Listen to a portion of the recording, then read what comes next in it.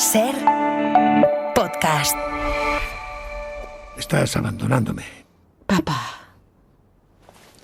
¿Qué va a ser de mí? esto es muy importante para mí, de lo contrario no iría. Además, puedo volver y verte a menudo, los fines de semana. Sí. Pero no puedo dejarte solo. No es posible. Y por eso si te niegas a tener una cuidadora, tendré que... ¿Qué? Tienes que entenderlo, papá. Anne, vas a tener que... Hoy en El Rincón y la Esquina vamos a hablar del cuidado a los otros, a los más frágiles, a los que están en dificultades, a quienes más nos necesitan, a quienes más nos quieren y a quienes sin conocer no deberíamos dejar abandonados, porque siempre llega Ser el momento de cuidar podcast. y ser cuidados. Comenzamos. Cuida de mis labios, cuida de mi risa, llévame en tus brazos, llévame sin prisa. Hoy por Hoy Magazine. No maltrates nunca mi fragilidad. Pisaré la tierra que tú pisas. Pisaré la tierra que tú pisas. Cuida de mis manos, cuida de mis dedos. Dame la caricia que descansa en ellos. No maltrates nunca mi fragilidad. Yo seré la imagen de tu espejo. Yo seré la imagen de tu espejo. Ser podcast. Marta Sanz, buenos días. Buenos días, Ángel. Manuel Delgado, buenos días. Buenos días. ¿Qué tal estáis? Aquí, cuidando y esperando que nos cuidéis. Y Manuel ha hecho así como un suspiro. Es que está muy suspirado. ¿Cómo estás, Manuel? No, que bueno, cuidándonos, porque también hay que saber cuidarse a uno mismo. El autocuidado es muy importante también, ¿eh? Vale. Bueno, vamos a cuidarnos, al menos en esta hora que viene ahora, porque vamos a hablar del cuidado a los otros, de cómo afrontamos la atención de las necesidades de las personas más frágiles, y no es algo que podamos dejar a un lado porque la vida nos va poniendo en uno o en otro lado, estemos preparados o no estemos preparados, ni para cuidar ni para ser cuidados. A ver, Manuel, empiezas tú. Bueno, hay un dato que la arqueología pone de manifiesto de una manera recurrente, que es cuando de pronto se encuentran restos humanos, hace no mucho en Indonesia, uno de 31.000 años, de una criatura a la que le habían amputado un pie para curarle. Sí. Bueno, Ángels, tú sabes, claro que en catalán cuidar es curar. Sí. Y no es casual que sea así, porque en este caso este niño alguien lo cuidó o lo curó, que en el fondo viene a ser lo mismo. ¿Y eso qué indica? Pues que de pronto apareció una especie sobre el planeta que tenía una característica especial que no se ve en otros animales, que es que cuidaba. De pronto alguien que tenía un tipo de dificultad recibía un trato que le permitía sobrevivir. Eso no se encuentra en otras especies. Y es justamente lo que nos caracteriza. ¿Pero por qué? ¿Por generosidad? ¿Por solidaridad? ¿Por valores? No, la mierda. Y pues básicamente porque el ser humano es un ser tan tremendamente frágil que requiere de los demás. No puede existir sino porque alguien le cuida. Y esa es la característica del ser humano, que permanentemente tiene pruebas hasta qué punto depende de los demás a los que hay que cuidar, porque un día igual te hace falta que te cuiden a ti. Igual han de cuidarte a ti. ¿Por qué tú qué nos cuentas, Marta, de los cuidados? Bueno, a mí este tema en este momento me interesa, en este momento y siempre me ha interesado, la verdad, me interesa mucho desde un punto de vista personal y me interesa también mucho desde un punto de vista político, y además creo que es el gran tema donde se encarna esa frase hecha que utilizamos tantas veces de que lo personal es político, ¿no? Y creo que esto es así porque el trabajo desde lo público es el que puede evitar que la fragilidad de los seres humanos, la fragilidad de las personas, se pueda convertir en una vulnerabilidad sistémica, en un problema social. Hay una escritora que hemos citado ya muchas veces en este espacio, que es Remedios Zafra, maravillosa, que yo creo que es la pensadora que ha pensado más y mejor sobre esa dimensión íntima de la fragilidad y su enquistamiento en vulnerabilidad social. Entonces, estamos viviendo en un momento en el que se dinamita lo público, la salud, la educación, y ese dinamitar lo público lo que hace es agudizar todas las fragilidades que provienen de nuestro género, de nuestra clase, de nuestra biología. Dinamitar lo público es dejar de cuidar como sociedad precisamente a las personas que más lo necesitan, a los que no tienen trabajo, a los que tienen trabajos precarios, migrantes, enfermos, enfermas, personas de la tercera edad, racializadas, infancia, mujeres. Entonces estamos viviendo en una época de auge de este neoliberalismo, incluso de esto que llaman ahora el anarco-liberalismo, que lo que hacen es poner en el punto de mira las políticas de cuidados para sustituirlas por la ley del más fuerte. Esto enlaza con el debate de los impuestos. Y últimamente he leído un libro, y no voy a citar a esta señora que está citando ahora todo el mundo, pero yo procuro... ¿Tú sí lees? Yo procuro vestir mi inteligencia, que se dice, entonces, o mi sensibilidad. No sé lo que he visto, pero procuro vestirme y hacer ejercicio también por dentro, no solo por fuera, ¿no? Entonces acabo de leer un ensayo que me ha parecido interesantísimo de un autor argentino muy joven, Michel Nieva, que el ensayo se titula algo así como Ciencia ficciones capitalistas, cómo los millonarios salvarán el mundo. Y hace una narración maravillosa de cómo Elon Musk, en comparecencia a la ONU, justifica que él no quiere pagar impuestos y está decidido a no pagar impuestos, primero, porque el Estado no ha hecho nada por él. Él es un hombre hecho a sí mismo, él lo ha hecho todo por sí mismo. No ha necesitado del Estado. Él no ha dependido de nadie, entonces ¿para qué puñetas va a pagar? Pero además considera que todo lo que él pueda aportar con sus impuestos al Estado se va a perder porque el Estado es, por definición, burocrático y corrupto. Y entonces que eso pues que no va a servir absolutamente para nada. Entonces, de esta manera lo que hace es, por una parte, legitimar su caridad personal como héroe hecho a sí mismo, que con sus gestos filantrópicos agranda su bondad, y a la vez, en un giro rocambolesco de pensamiento de esos que usa sistemáticamente Isabel Díaz Ayuso y tal, justifica la falta de inversión en lo público porque lo público no funciona. ¿Y cómo puñetas va a funcionar si no invertimos nada? Si no pagamos impuestos.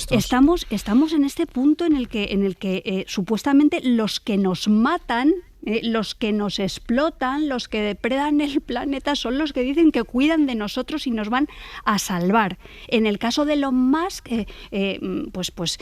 colonizando, entre comillas, Marte, por ejemplo, para luego convertir Marte también en la misma mierda que es lo que es la Tierra. Entonces, sobre los impuestos, ahora hay sesión de control al gobierno y un representante del Partido Popular ha preguntado al Partido Socialista por sus subidas de impuestos. Le ha echado en cara las subidas de impuestos. Voy a hacer una cosa, voy a hacer una pausa y así a la vuelta lo retomamos con tranquilidad para que Manuel nos cuente lo que él piensa del Estado como garante de los cuidados. Una pausa y seguimos. 44 años.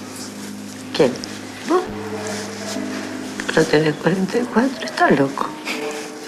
Digo que 44 años que estamos juntos. Mentira. Dice cualquier cosa. Está todo mal acá.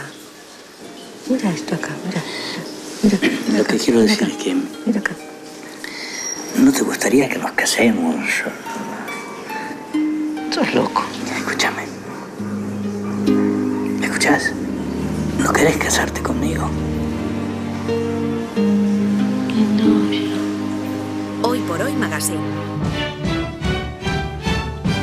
Ser Podcast.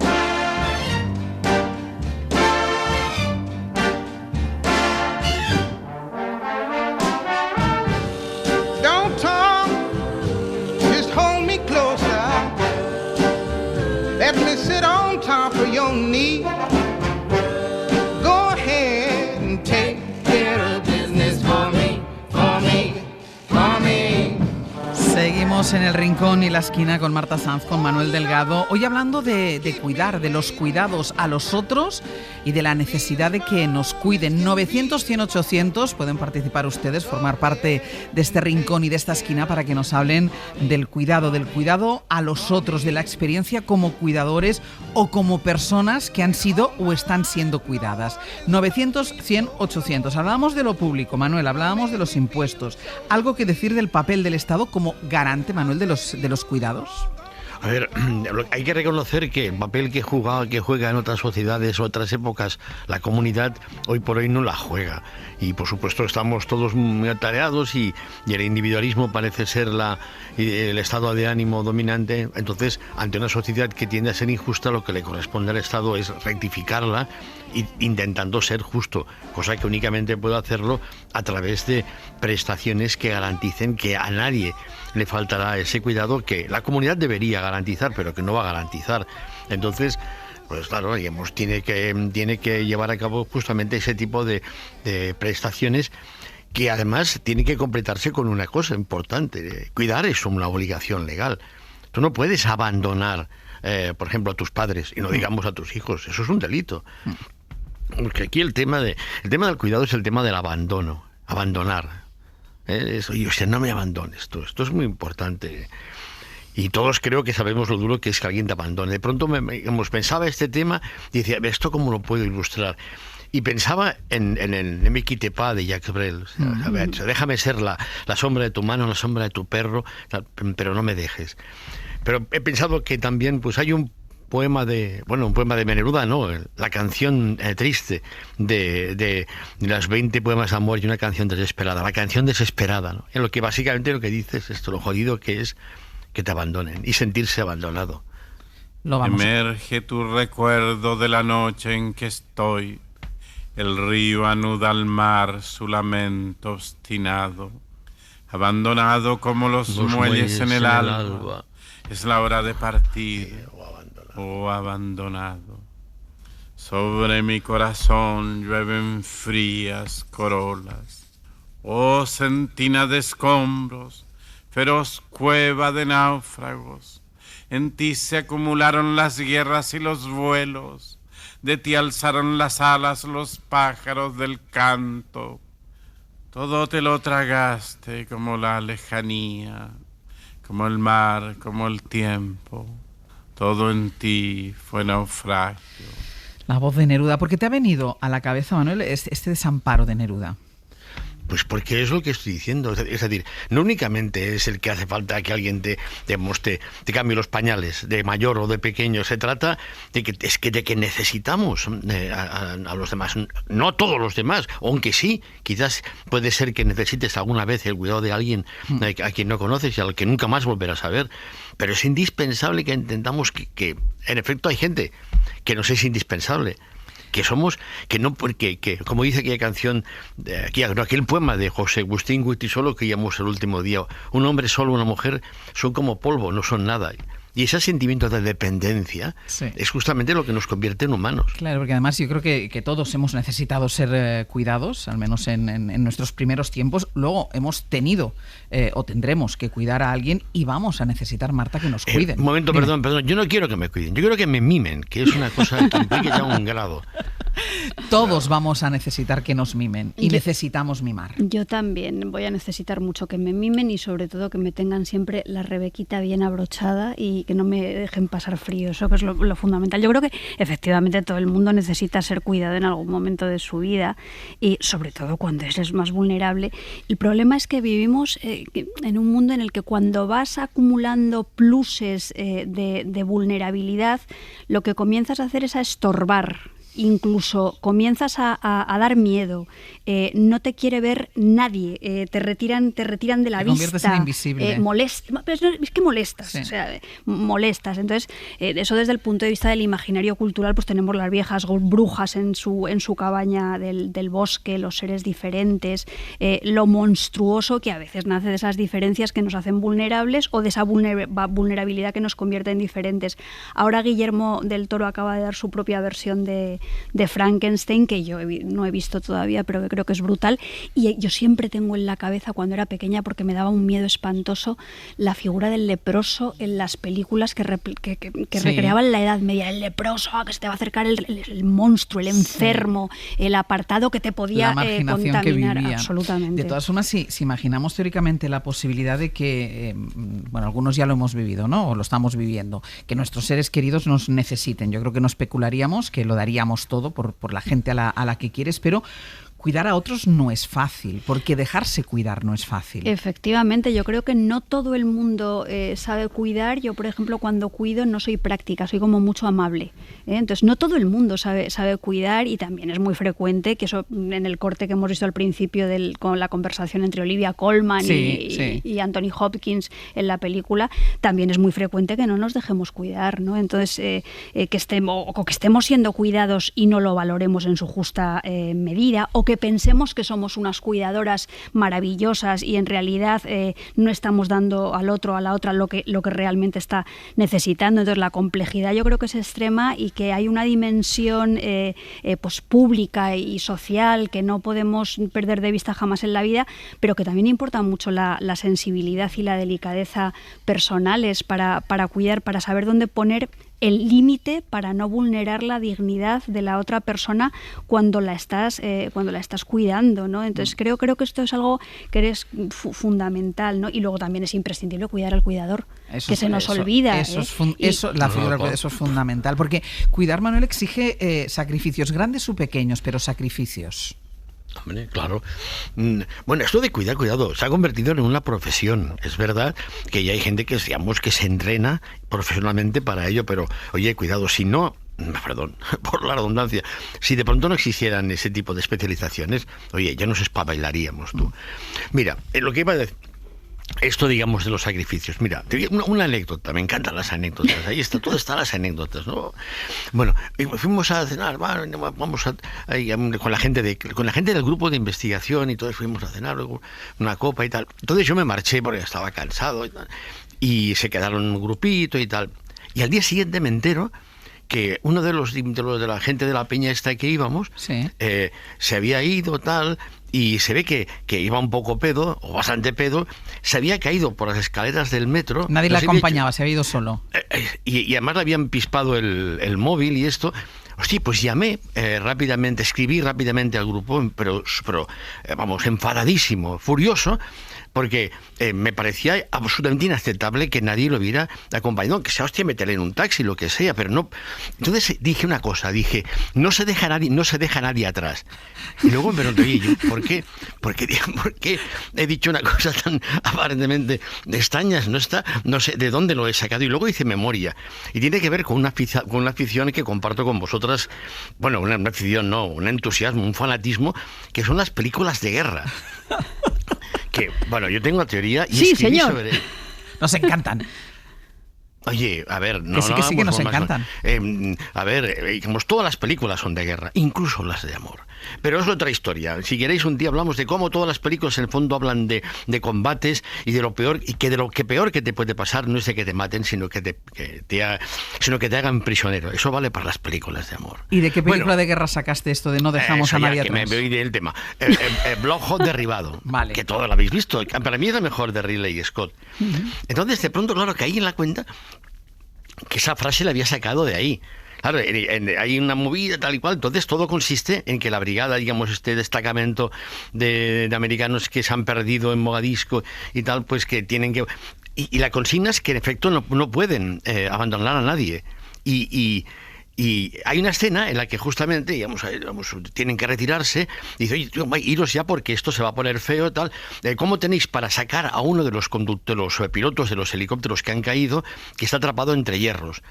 Y dice, hostia, no sé cómo lo tenemos, pero esto parece bastante complicado, no sé cuánto tardaremos. ¿Qué hacemos? Entonces me parece que esta imagen la saqué justamente de esta secuencia y de lo que le dice el mando al oficial allí, digamos, que ¿cómo te vas a ir? Pues hombre? Vamos a recordar la secuencia. Coronel, ¿qué está pasando ahí abajo? Tienen que desmontar toda la cabina para poder sacar el cadáver. ¿Y cuánto van a tardar? Necesito una estimación realista, no me engañes. ¡No lo saben! Dani, nosotros no abandonamos a nadie. ¿Me ha entendido? Sí, señor. Haga lo que debe hacer. Nos nosotros no abandonamos a nadie. No puedes dejar a nadie tirado. Fíjate qué expresión. Sí, no sí, dejar que te sientas que te han dejado tirado. Sí, sí, sí. Es verdad que la ciencia y los cuidados médicos nos permiten ser más longevos, vivimos más, tenemos más esperanza de vida, pero también es verdad que las personas mayores, Marta, llegan a un punto que necesitan nuestra atención. Absolutamente. Además, hay que ser muy conscientes de que vivimos en sociedades muy envejecidas y que muchas veces el cuidado de las personas mayores, ancianas, es una cuestión prioritaria y que personas maduras o muy maduras estamos cuidando de personas viejas, y entonces eso hace que el cansancio sea algo absolutamente fenomenal. También hemos hablado muchas veces del asunto de la feminización de los cuidados, ¿no? De esta marca que nos obliga Somos a las mujeres. Tenemos que ser las mujeres. Es más, si no cuidas, si tú no eres la que cuidas, se nos tilda automáticamente de egoístas. Hay una película de Fernando León de Aranoa, Amador, que pone el dedo en una de esas llagas que no nos gusta que nos aprieten, que es la visibilización de cómo la función social de los cuidados, que es imprescindible y durísima, la asumen las mujeres migrantes pobres, a las que nunca les estaremos lo suficientemente agradecidas. ¿Lo ha hecho antes ya? No. Bueno, no se preocupe, que no le voy a pedir ningún título. No pensamos que haga falta alguien tan especializado. Hasta hace muy poco se valía solo. 1 mes de prueba todos los días. Y así ve usted también cómo se entiende con él. Pagamos al final 500 euros. ¿500? Sí, 500 es lo que se está pagando. Le podemos dar un adelanto de 100. Se lo haríamos llegar con un giro al final de la primera semana. Ya verá que no le va a dar casi trabajo. Es un hombre fácil. Papá dice que si vas a tardar mucho. Dile a papá que no, que ya nos vamos. ¿Vale? Las condiciones de trabajo de las personas que no son del entorno familiar y que cuidan a nuestra gente. Bueno, yo creo que lo primero que hay que pensar es que hay gente que puede pagar esos cuidados y otras personas que no lo pueden pagar, pero es que además quiero decir que creo que cuando se cuida a alguien hay que evitar despersonalizarlo, hay que conservar la dignidad de la persona que estás cuidando. No se puede tratar a una persona que estás cuidando como un muñeco ni rutinizar el cuidado. No tienes que convertirlo en una cosa, y creo que para eso es imprescindible que las trabajadoras y los trabajadores de las residencias o que van por las casas o lo que sea tengan salarios muy dignos y que en todos los centros haya personal suficiente, porque si no es absolutamente imposible. Entonces yo desde aquí de verdad expreso mi gratitud a todas estas personas, porque creo que su labor es importantísima, admirable y porque no está pagada. Y es verdad una cosa que la mujer, y tú lo mencionabas antes, Sí. que la mujer estaba y sigue estando, en eso se ha cambiado relativamente poco predestinada a cuidar a los otros. Sí. Es una herencia del pasado, pero no de un pasado tan lejano. No, hay una novela que ya hemos hablado de aquí de ella alguna vez, que es Las Maravillas, de Elena Medel, donde habla de estas mujeres que en la época fundamentalmente franquismo y transición española dejaban sus casas en los pueblos, abandonaban a sus familias, como ha dicho Manuel, para venir a cuidar de las familias pudientes en este caso de Madrid. Y luego hay una película, Ángeles, que tenemos que oír un corte sí o sí, porque es de las películas más mejores que he visto en estos últimos años producidas en España, que es 5 lobitos. Wow, es una maravilla. De Alauda Ruiz de Azúa. Y Alauda, mira que me cuesta, se me trastabilla muchas veces la lengua con tu nombre, perdóname. Entonces creo que es una película que trata con una complicidad y una delicadeza, eso como hay un momento de la vida en el que pasas de ser cuidada a tener que cuidar, y entonces es una madre primeriza que supuestamente va a tener que ser cuidada por su madre, pero ahí ¡plas!, se quiebra todo.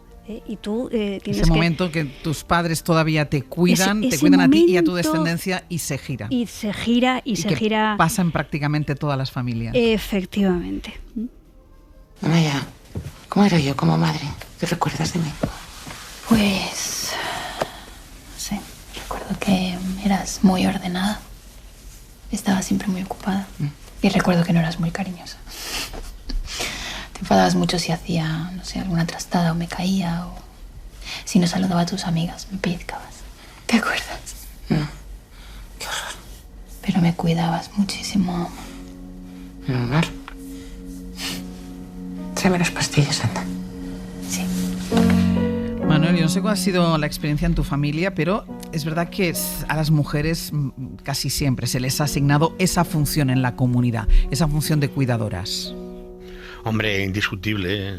A ver, tanto mis suegros como mis padres han muerto en casa, lo cual da una idea del tipo de perspectiva que tenga yo acerca del... Y he podido contribuir en lo que he podido, pero es verdad que... Esa es una de las mierdas del machismo, que en el fondo también nos perjudica a los varones, puesto que nos convierten extrañamente incompetentes en orden a algo tan fundamental para la condición humana, como decía al principio, como es curar a los demás. Sobre este tema, ahí está esta película con la novela de Laura Esquivel, que es Como agua para chocolate, que seguro que habréis visto y que no está en ninguna plataforma, incomprensiblemente. Y que justamente tiene el problema que creo que es Tita, creo que se llama, no se puede casar con quien ama, justamente porque su madre la obliga a cumplir con una tradición que la fuerza a ser, siendo ella como es, la más pequeña, a cuidarla cuando sea mayor. Hay una hija que tiene que sacrificar el futuro para cuidar a sus padres. Mazza, Mupili, inocente criaturita. Te quedaste sin leche y sin padre ni un día para el otro. Pero no te amuines. Con mis tecitos vas a crecer re bien y re chula. El primero que te vea va a quererse matrimoniar contigo, ya lo verás. No vuelvas a repetir eso, Nacha. Tita nunca se casará. Por ser la más pequeña de mis hijas, está destinada a cuidarme hasta que yo muera. Dale de comer a las niñas, ya tienen hambre. Que usted diga, señora Elena. Y es verdad, Manuel, que hay hombres que sí, que han cuidado y que seguramente siguen cuidando y que cuidarán en el futuro, pero no es lo mayoritario, no es lo habitual. ¿Qué pasa? Que es que los hombres no saben cuidar. Pero escucha, es que es una especialización profesional. La enfermería, por ejemplo, o la educación de los más pequeños, es un tipo de tareas que le ha correspondido esencialmente mayoritariamente femeninas, sí. Claro, y justamente ahora hemos llevado a mis nietos al cole por primera vez en este curso, y esa figura del profesor de primaria es ahora, por suerte, más habitual, de igual forma que el enfermero, por supuesto, pero hasta hace no mucho se entendía que la enfermería o el cuidado de los niños, o sea, ¿tú crees que tendría muchas posibilidades de encontrar trabajo en un canguro? ¿Tú contratarías a un canguro? Hombre, así de entrada sí. Podría contratarlo, pero es verdad que no es lo habitual. Claro, es lo que digo. Bueno, hay una película muy bonita que se llama París 70, que está por supuesto, en Filmin, que deberían tener como agua para chocolate, o sea, ya lo digo. Señores de Filmin. Sí. Y Dani Freixas, que está es un cortometraje muy bonito, que explica justamente el caso de un cuidador de su madre con Alzheimer. Lo que ocurre es que en Filmin, no sé por qué, pero no está la versión doblada y está en catalán. Pero bueno, como somos un encuentro abierto y comprensivo, lo vamos a que escuchar en catalán y todo el mundo lo va a entender. Pues claro. Va, mare, no comences, que tinc coses a fer. Va. És molt gran. No me la puc empassar. Aquesta sí, no és tan gran. Va. Per què no el piques com les altres? Què vols, que m'ofegui? No vull que t'ofeguis, però la Marta va dir que aquesta no es podia picar. Va. Sí. Ho veus com podies, punyetera, que ets una punyetera. I el teu pare? On és? El pare va morir fa 2 anys.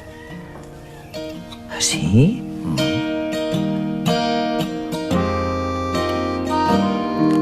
Hoy por Hoy Magazine. Ser Podcast.